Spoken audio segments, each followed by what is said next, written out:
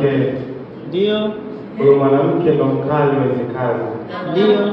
Kama mnabisha yeye ni nguli wa mapenzi, muulizeni Saadi Shirazi.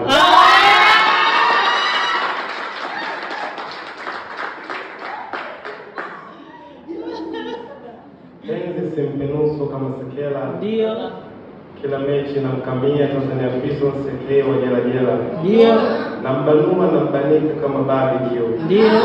Penzi silianiki na vificha kama vesi za fidikio. Ndio.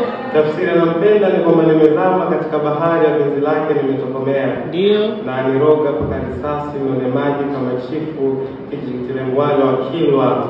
Wengine wanamuita chifu anayebobea. Ndio.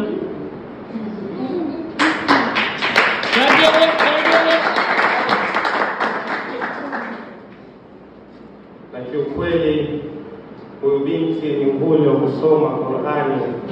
Nami namwahidi mwakani nitampeleka Irani.